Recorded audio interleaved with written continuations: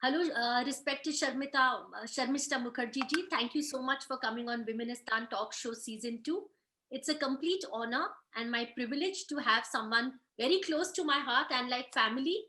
And I mean, I'm closely associated to your family from the last nearly 14 years. I've been in touch with the family members, and it's a complete pleasure to have you on board. Welcome aboard to Womenistan Talk Th- Show. Thank you, Mehnas. It's a pleasure being here. For all my viewers who would like to know that respected Sharmistha Mukherjee is the daughter of the late finest president, I would say, the most honorable president of India that I have ever read so much about. I have read so much about him. I have been following so much of news about him. I have obtained amount of respect for Pranab Mukherjee ji, the late Pranab Mukherjee, the 13th president of India, and he was born on 11 December 1935, was the 13th president of India from 2012 and served till 2017. He had 5 decades of political career with him, and he received the Bharat Ratna in 2019 by the President of India, Ram Nath Kovind. So we are completely privileged to have with us the daughter, the flesh and blood. A little bit about her. Everyone knows so much, but the very fine details which I've requested her, I will now read out. She is a classical dancer, a political activist, a woman with a lot of great interests, a highly accomplished Kathak dancer, and a choreographer. She has performed in India and over nearly 40 countries internationally, a regular speaker in seminars, and has been vocal about women empowerment. And she shares her concerns about gender disparity, safety, and security of women. She is a national spokesperson for the party and is a regular columnist in art and politics. Welcome, Sharmistha ji. Thank you, Mehnas. So, Sharmistha ji, please tell us about your childhood. Uh, Everyone would like to know about your relationship with your father, our President of India. Let us start with your childhood, your memories, and the values you've learned from. Well, firstly, let me tell you that my childhood was as normal as anybody else's. And because when I was a child, my father was not a president, and he was a young politician, and he was a member of parliament, and also he became a minister. And then slowly he also rose, his career graph rose. And the only thing that, he was always too busy in serving people in his public life. So he could not really spend much time. But whatever time he spent, it was absolutely quality time. And we would usually meet around dinner, and he would um, like that is the time, he would talk to us. He would also I mean, we never had any kind of other than our, updating him about, our daily activities. He used to talk a lot about history, a lot about the developments which are happening, not only just history, but also the contemporary developments which are happening around the world. So that was something, I grew up with. And it was my mother actually who gave us all the time, all the attention. And I think most of the mothers, they were the mainstay in our childhood. Absolutely.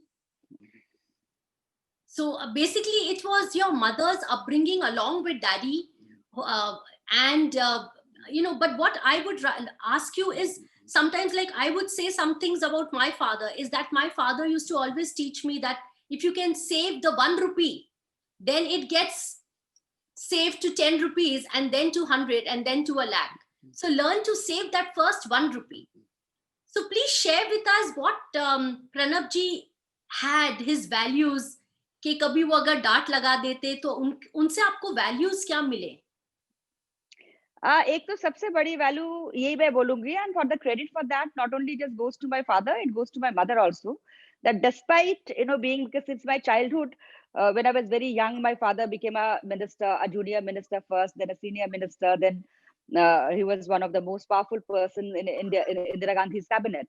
But despite that, they had us very, very grounded, very extremely grounded. And that's why I say my childhood was as normal as anybody, as my all my friends. and they never let power get into our head. And that is something I have learned from my parents, learned from my father. And always my father specifically, like he allowed us to take our own decisions, to make our own mistake.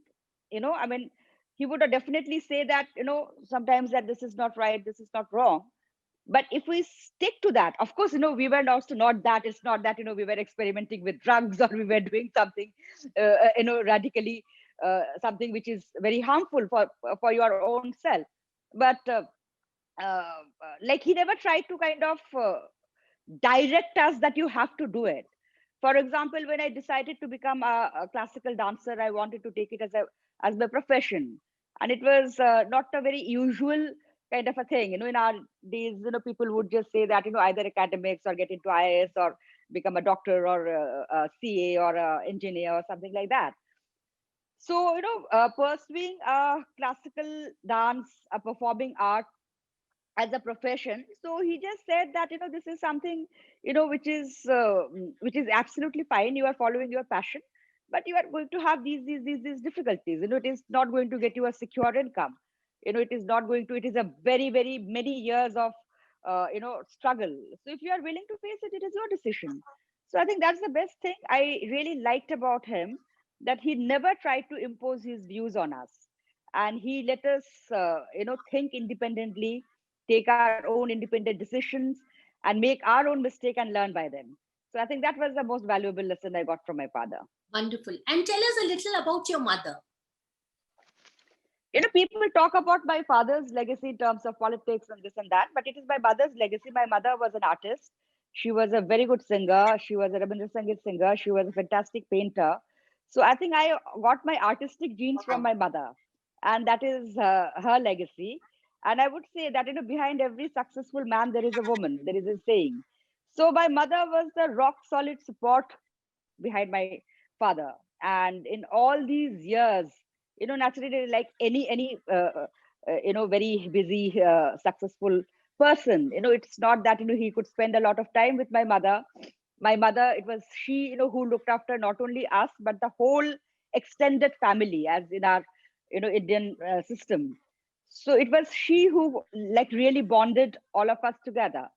And so I would say there is an immense sacrifice she made, and but she never complained about it. She was extremely happy, and she was extremely proud to be my father's wife. And similarly, I saw that there was a very, very different kind of bonding between my parents, and there's very, very close understanding and the proper division of roles. Like my father never interfered in any kind of household decisions or anything. That was totally my mother's domain. So I think my mother was a very talented, gifted person, and she was a very, very charming person. Anybody who came across her would literally be floored by her charm. And so that's it. I mean, I'm lucky to have parents like You that. are the only daughter.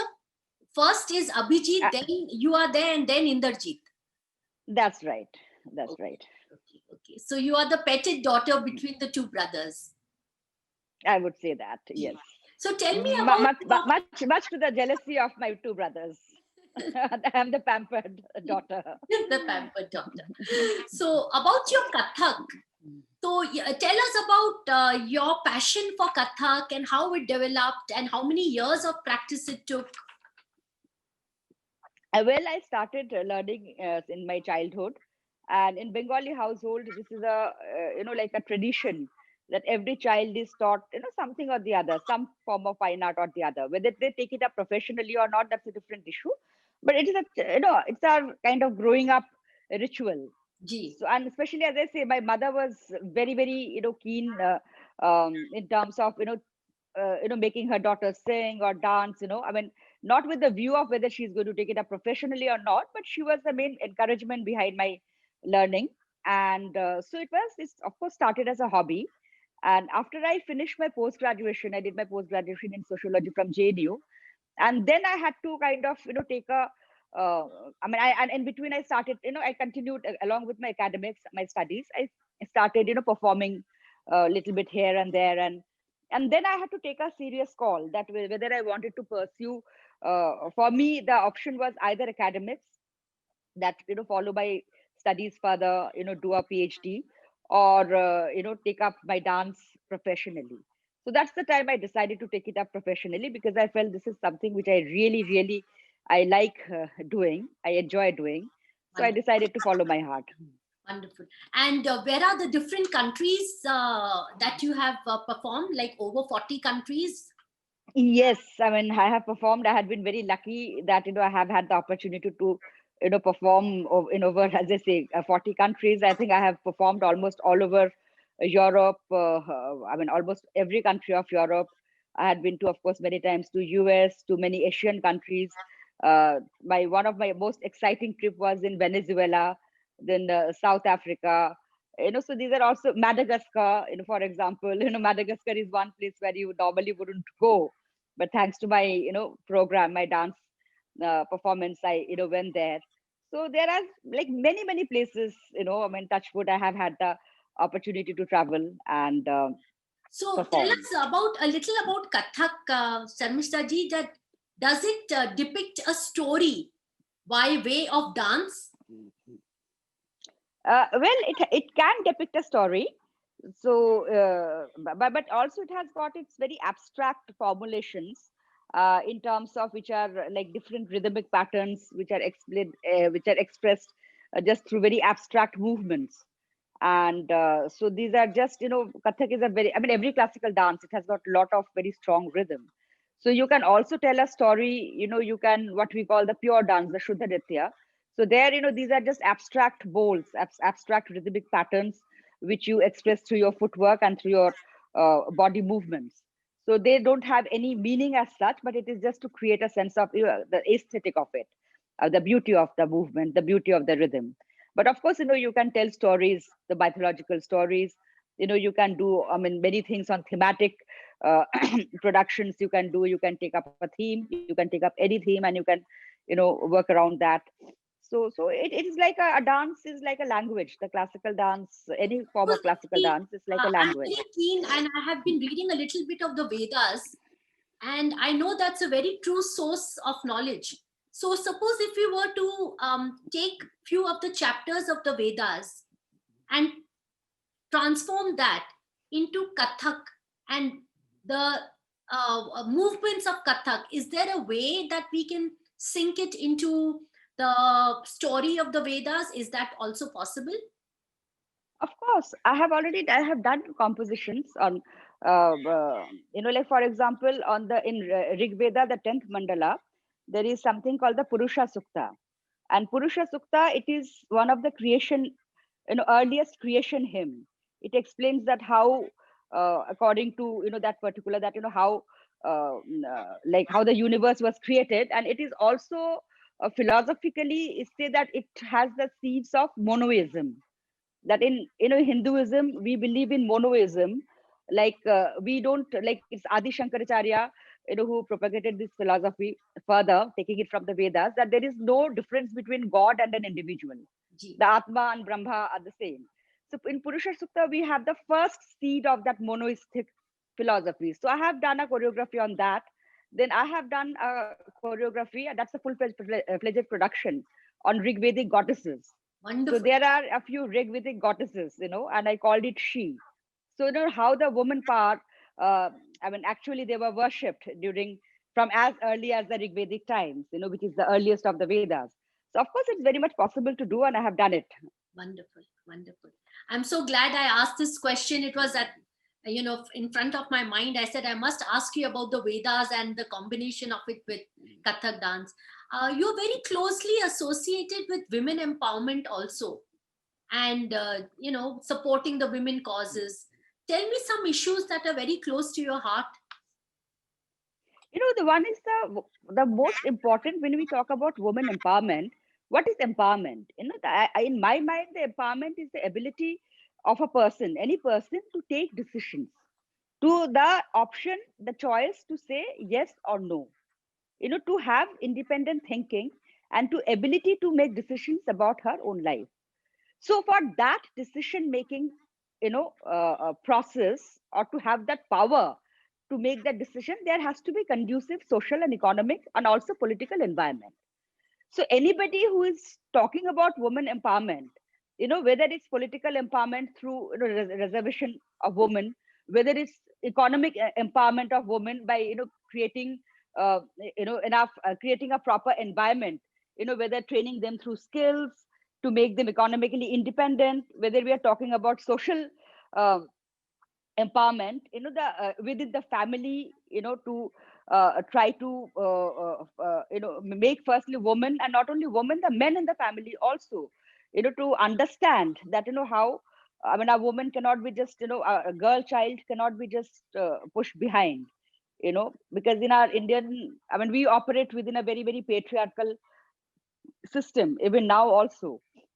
So I mean, women empowerment is from every angle, from economic, social, emotional, political, it's from every angle. So when, of course, like one thing is, to do seminars and conferences. I have done that also. Another thing is to work through NGOs. I have got my an NGO in my mother's name.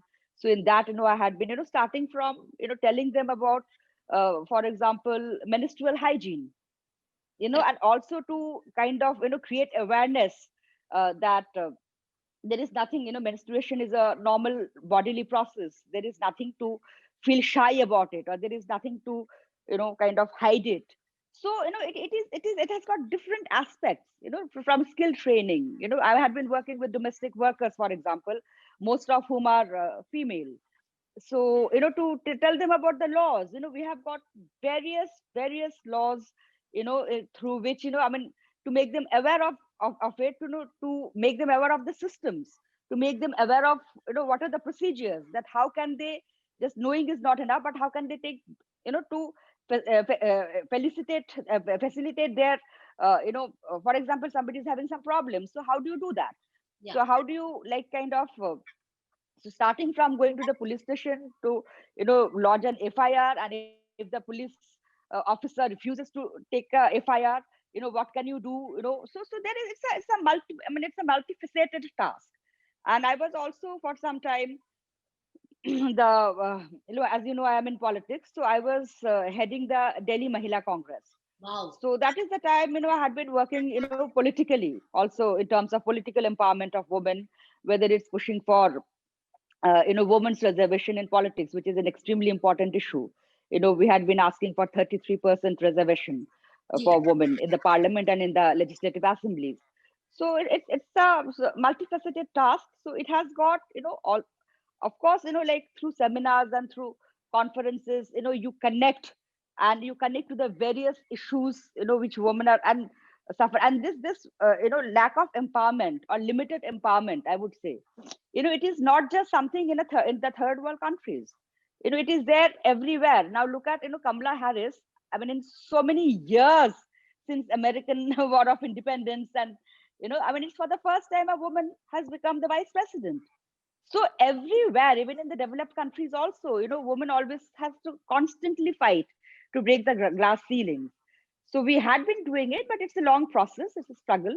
So this is concerning, like every aspect of, right to equality, the access to power, the access to equal treatment within the family, within the society, within the economic and the political field of operations, everywhere, I mean, is relevant. This empowerment of women is About the relevant. government support and the fast track courts, so many cases pending about for the women, and marital rape is an issue which is very close to my heart. I'm writing a research paper on it, and so many marital rapes happening, and rapes basically happening for the new, young girls, and the trafficking. And if there are some more measures on it, I feel if there is a way that we can fast track the courts, that's when the empowerment gets converted into actual results. So This what is is your a take? very, very important issue you have raised. And, fast track courts, of course, every government, they promise for it. For example, Mr. Kejriwal, when he came to power in Delhi, he promised so many track courts, but nothing has happened. And Delhi is the rape capital. Delhi is not just the capital of India, but it also has got the shameful epithet of being the rape capital in India. Nirbhaya happened here in Delhi. But despite that, when Nirbhaya incident happened, it really shook the whole collective conscience of the nation. But despite that, I mean, nothing really has transpired. You have made the punishment very stringent. Recently there has been, the POSCO amendment. There has been amendment in the teenagers. I mean, if they commit any 16 plus, 16 and above, if they commit, like a very heinous crime, they are treated as per adults. For example, any rape of a minor, that calls for death penalty. But despite that, there is no dearth of rape, precisely because it takes so many years for the dispensation of justice. And justice delayed is justice. I mean, justice delayed is, I mean, not deliverance of justice. Yeah. Basically, justice delayed is justice denied. That's a phrase. Justice denied. Close So to justice denied. yeah. So that is one aspect. When we are talking about giving justice, that is one aspect, and that's also extremely important. A quick justice, a quick dispensation of the cases. But you see that justice, situation of giving justice happens only after the crime has already been committed. So what also we need to look at preventive measures. And preventive measures are extremely important to stop, crimes from happening. And for that, I mean, it's a long-term thing, but gender sensitization at every level, starting from the school curriculum to higher levels of higher institutions of academics, to government institutions, to community level gender sensitization. I mean, everywhere it is extreme. It is very, very strongly required. And we gave a proposal, I remember, to in the earlier government, when Javadekar ji was the HRD minister. So we gave a proposal that he should immediately have a very, very effective. I mean, he should talk to everybody, all the experts in the field, and create very strong gender sensitization courses starting from absolute, nursery level, and also have massive community, because the families, they also needed to be trained. Women also need to be trained in terms of gender sensitization, so that they don't discriminate between the male child and the female child. So only through this it is possible to have some kind of prevention. It is a long term measure, but it is required. It is highly required. And have you ever thought about writing a book on women's issues, or biography on yourself, about your family, about your mother's legacy, dad's legacy? Well, definitely. I mean, I would write it sometime or the other. Maybe definitely not on myself, but definitely on my father, and perhaps it's a very good suggestion on my mother as well. Yes, yes, yes, yes. Why not? Why not? So I think Absolutely. someone who's very close to a daughter is so close to her parents in a very sensitive way. And a father is in a different way with the son, and he's a child with his daughter, you know. So they always say a daughter is your daughter for a lifetime. Your son is your son till the time he gets married. So you be a daughter to your father and to your mother. So obviously the thoughts that you may say into your book would be from a very different kind of a perspective. So I think a small suggestion is, if you were to do a book on how you would see as a girl child your parents, and your thoughts and the values you've learned, I think that would be something that I would really love to read. Thank you. So I think you have to now wait for the book to come out. Yes. And tell me more, what are you planning to do next in your couple of next projects? Well, now, of course, like I'm starting a foundation in my father's name. And the idea of the foundation is to carry forward his values, which has propagated throughout his public life, including constitutionalism, including creating, generating, resolving conflicts through consensus. I mean, he was known as a consensus generator, and that's why he had respect across the spectrum, across party lines. So, politics is all about resolving conflict. Politics and governance. When also talk about governance, it is such a vast country and such a complex country like India, where there are different interests, and sometimes those interests are conflicting to each other. So I mean, on one hand you have the industrialists, on the other hand you might have the labor unions. So you have to. This is the job of the government, to create policies, to create a conducive environment where any kind of conflict uh, should be resolved through generation, through mediation, through generating consensus. So that was my father's, I would say, perhaps his most important legacy he left behind, because he was the one, who was able to create consensus in terms of decision making, into whether in terms of uh, passing a bill in the parliament, or solving any kind of within the government, solving any kind of tricky issues. He had the ability to see the other person's perspective, and you know bring everybody together to find out the right path, the middle path.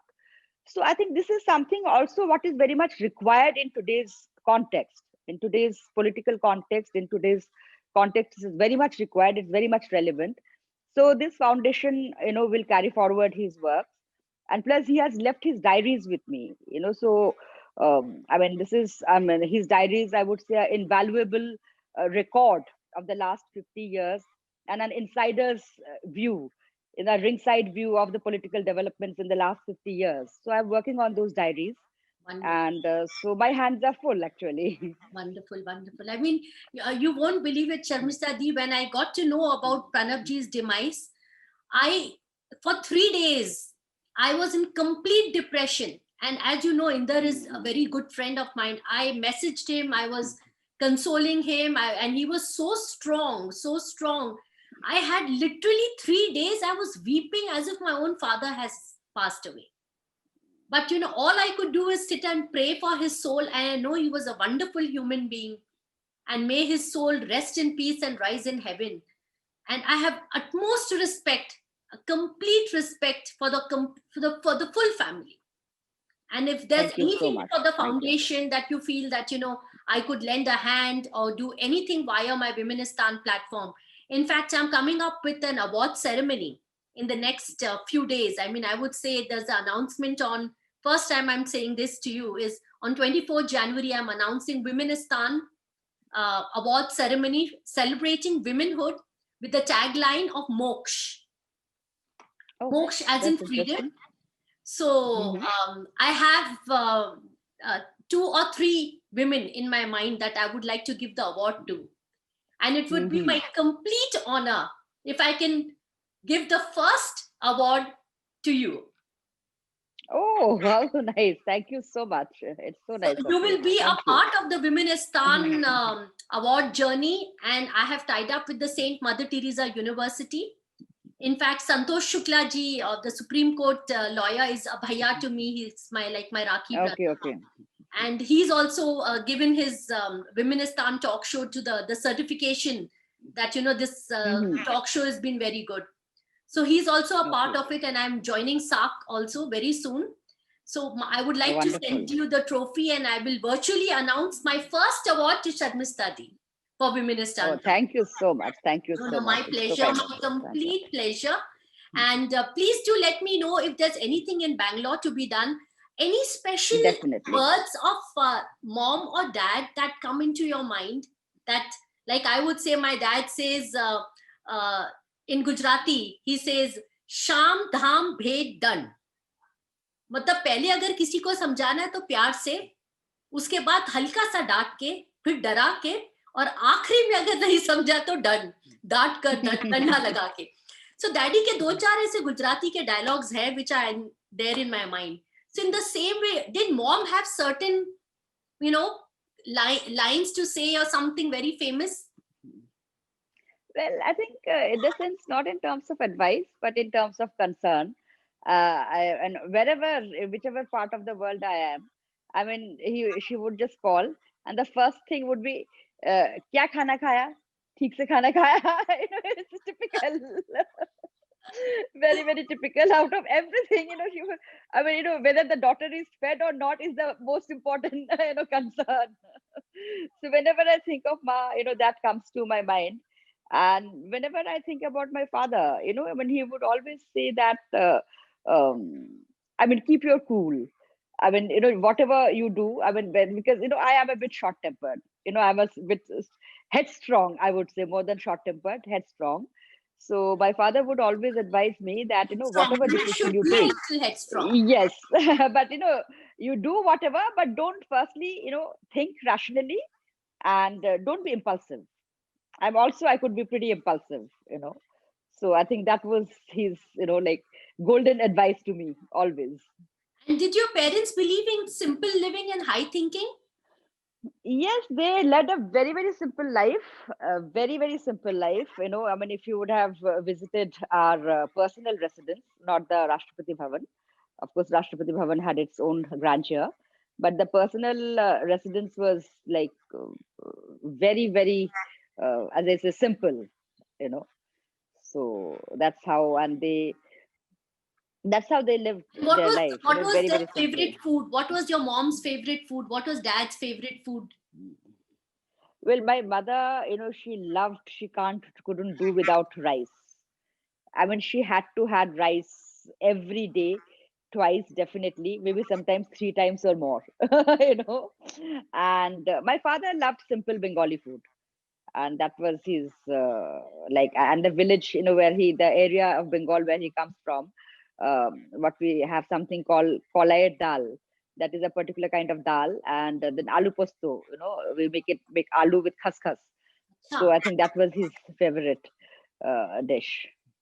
Okay. And were you all in like traveling on holidays? Tell us about your holidays with your parents and the places you visited. That's unfortunately we missed out on, because I don't think my father has ever taken a holiday, ever in his life, except for his yearly pilgrimage to our ancestral village, for the Durga Puja, for the family Durga Puja. So those were the only 3 days break, which he took from his political life activities. So only those 3 days in a year, and that is also there. Also, he would go and do the puja himself, so he would be extremely busy. So we never had a holiday as such. But yes, I have traveled with him a couple of places. In his presidential years, I accompanied him to quite a few countries. But one of the most interesting places where I went with him, it was to Antarctic. And that time he was not the president, but he was, I think, the defense minister or something. And he was going to Chile. And he made the mistake of telling me that the Chilean government had invited him to their base in Antarctica. So I said, either you take me or you kill me. I mean, I have to go to Antarctica. So I really kind of, blackmailed him to, take me there. And it was, I mean, an amazing experience, I mean, traveling to Antarctica. I mean, it's like really, an amazing. So that was one very cherished memory I have. And with my mother, of course, I traveled to many places, but we never had a kind of, except for my very early childhood. I mean, the more and more my father got involved, and he started having ministerial responsibilities, and there was also in terms of immense pressure of work, in terms of the party work, his ministerial responsibilities. So he did not have time for holidays. And what I also wanted to ask you is, um, I mean, going forward, do you think that women empowerment, coming back to our Womenistan talk show, that women empowerment can leverage to a level where we have in the corporate sectors more numbers of women placements on board? Do you know? You must be knowing that the corporate sectors there is only like a one or Of two course, of percent. course, of course, of So course, of it's a course. very bad So, scenario. I think, firstly, to begin with, in a place like India, the percentage of the total workforce, the gender ratio is very, very negative for women. To begin with, we have to have, women workforce increase in the number of women, workforce at every level, not just at, at the low level of corporate ladder, but at every level, there should be, I mean, for example, women need to be, I mean, there should be more incentives, given for, women to get into professions like, like business, like business administration, like, professional subjects like medicine, engineering, chartered accountants, everything. And so, I mean, you have to first increase the number. It is, I don't know whether it's also, there has been some proposals, some proposals from the women activists that, there should be a reservation in the boards as well. And some companies, they do as an incentive, have, say about, whatever percentage of women in the board, but that's not a general practice. And you cannot really impose something on the private sector. Government should definitely, take the initiative. But we see that, like in the, for example, in administrative services, over the years, the number of women are increasing. So, and once they, reach the top of their ladder, they are going to be, uh, they're going to be the top of their profession. So similarly, in the private sector as well, there has to be more number of women. There has to be, to ensure that, the women don't drop out. Many women after their marriage, and after having kids, they kind of take a break, and then even if they join back, they already have those many years of unemployment of not doing it, so it becomes very difficult to catch up with ji, their male colleagues. So that's why the organizations should have, for example, have in-house creches. correct. I mean, they should have, proper maternity leave system, and they should not encourage women from not taking maternity leave, I mean, because I mean, maternity leave, I mean, many organizations, they do not want to hire women, saying कि इनका तो 3 साल बाद शादी हो जाएगी, इसके बाद बच्चे हो जाएंगे, तो फिर मैटरनिटी लीव लेगा, काम नहीं करेगी, कंपनी का पैसा खर्च होगा. So again, when I talk about gender sensitization, it has to be addressed at every level. At a very It is macro level, basically at a macro level. very, very macro as well as micro. I mean, so it is something extremely important. It's a change of mindset. Hmm, It's hmm. a change of mindset. For example, I mean, I would also like to say, why not paternity leave? Correct. Why not paternity leave? So that way, I mean, a company also has to, will not discriminate against women because they are taking maternity leave, because they will also have to pay to the man who's taking paternity leave. And secondly, it also shows that the rearing of, nurturing, rearing child, caring for a child is not just the job of the mother.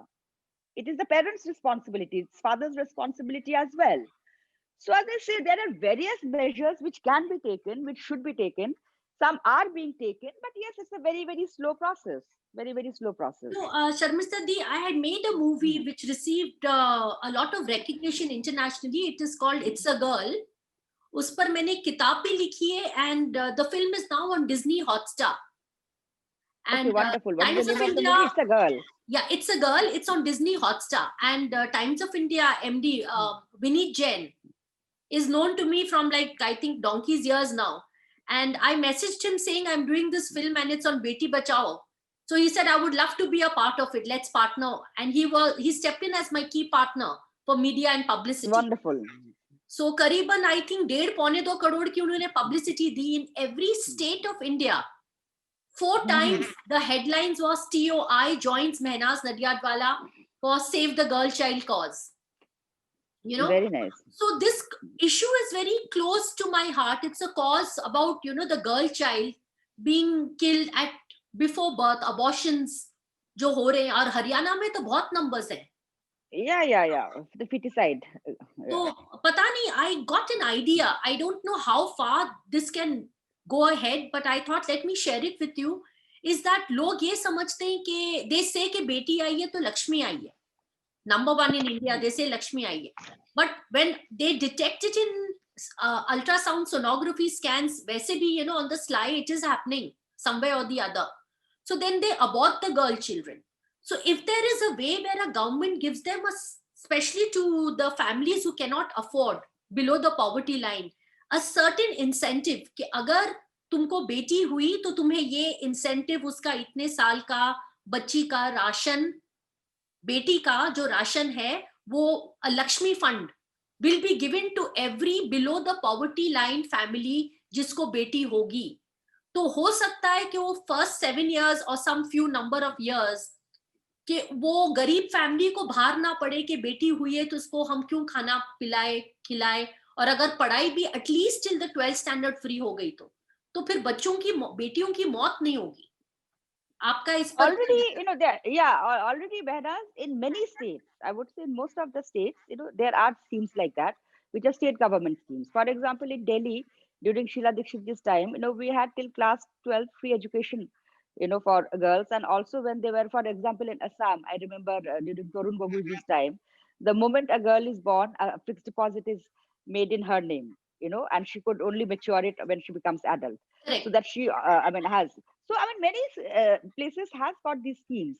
But, one thing one has to understand, it is not because of poverty that girls are killed. It's because of a mindset. We're talking about Haryana. Haryana is one state where, a large number of feticide, infanticide takes place. Haryana is not a poor state. Haryana is not a poor state. In Haryana, we will not find beggars. In Haryana, we will find very few people below the poverty line. So it is not due to the poverty that बेटी so, एक so, बोझ है, so already पाल पोस के बड़ा कौन करे, इसके पढ़ाई कौन करे, ये तो पराई धन no. है. So that's I'm saying that's a mindset one needs to change. And because as I say that most of the state governments, they have these schemes. They have these schemes, but despite that, it is happening. So it's not that there are policies, there are um, schemes to encourage the like well-being of the girl children, but firstly they need to be implemented properly. But even as I say again and again, this is a major, it needs change in mindset, that woman should be, a girl child should be seen as an asset, not as a burden. Hmm. Not as a burden. So So what that is is the something for free which education now that the government is giving to the girl child till what class? education is a state subject, so it varies from state to state. But in any case, government schools, education is free. So at least till class 12th, it's free, almost, it will be almost free for everybody. And various states have got various schemes, because along with, they also give incentive, as I say, like even Sheila Dikshit ji also give incentive uh, for girl children, in terms of making some putting some account money in her name in the bank. So there are various incentives, but in any case, like in the government school till class 12 is it's free. But it's not a question of just free. Again, for example, in the rural areas, many girls, they kind of drop out from school. One of the major reason is because when they start menstruating, Yeah. because of lack of availability of sanitary napkins. So they use, for example, normal rugs, or even remote areas they use also leaves. In this kind of a situation, it's not possible for them to go to walk a kilometer, 2 kilometer, to go to a school. Their clothes are all stained. So that is the time they start dropping out. So this is something, like, so these are many indirect things. So you have to make sanitary napkins easily available and accessible.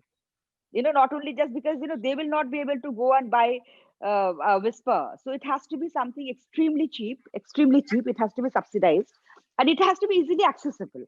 Secondly, girls are again, once they become of a certain age, they are expected to help in household work. They are expected to look after their help in the kitchen, to look after their younger brother and sister. So here again a question of mindset change comes, that to educate a girl, you are also investing not only in her personal future but also in the family's future. because she is going to, whatever she will be earning, then she is going to contribute to her family, to her parental family, to her marital family. So that needs to be understood, that needs to be. So it is not just making free education. Education is already free, especially in government schools and all. So, but despite that, there is, girl students, A there is a lot greater of, number of dropouts in, but there are these, many other paraphernalia, and many of them are, like social causes, socio-economic causes, there's a family long way. causes. There's a So, long way. so There's a those lot need, to be done. yeah, yeah, yeah, yeah. There's a lot to be done. And hopefully, I know that you're there for the girl child and for the women. And you're a very strong, empowered women that, the women in India look up to. I personally also look up to you. And Thank thank you you so so much. much, Sharmishtha Di, again, once more to come onto this talk show. Bahut bahut shukriya, bahut bahut dhanyawad. And I'm completely honored to extend my first award of Womenistan along with Mother Teresa University, which will be launched on 24th of January. And I will give out the award virtually, and I'll also hand the trophy sent courier to you. Thank you so much. Thank you. Thank you. Thank It you was a so much. pleasure. Thank you. Thank Thank you, you. Thank Sharmishtha. Thank you. you.